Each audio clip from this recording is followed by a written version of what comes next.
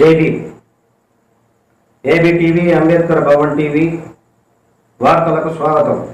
వార్తలు చదువుతున్నది Nuthalapati Raju. Operation clean sweep కార్యక్రమంలో పోతురాజు కాలువ శుభ్రం చేసే పనులను పరిశీలించిన జిల్లా కలెక్టర్ శ్రీ పి.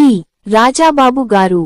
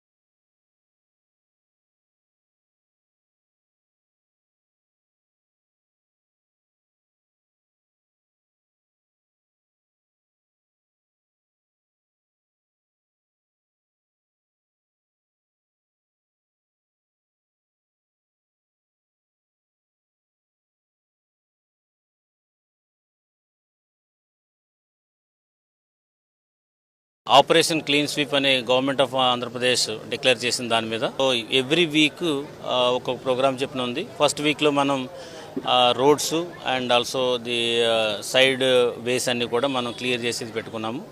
రెండో వారంలో storm water drains and canals ఇవి కూడా క్లీన్ చేయడం పెడుతున్నాము.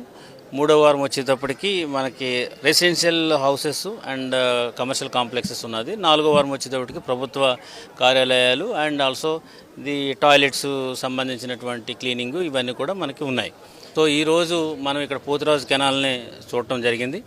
సో ఇక్కడ చుట్టుపక్కల ఉన్నటువంటి పోతురాజు కెనాల్కి ఆనుకున్నటువంటి కుటుంబాలు, తర్వాత అదేవిధంగా డ్రైన్స్లో నుంచి కూడా ప్లాస్టిక్ విపరీతంగా అక్కడికి రావడం అనేది కూడా జరుగుతుంది.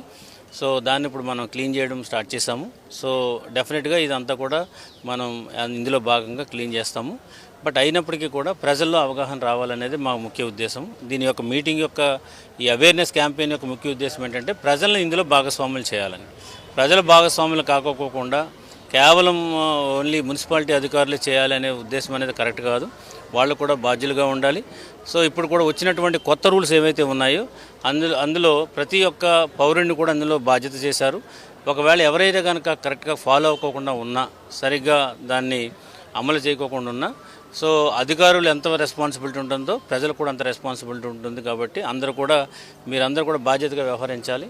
సో సుప్రీంకోర్టు ఇచ్చినటువంటి గైడ్లైన్స్ మనందరం కూడా ఫాలో అవ్వాలి.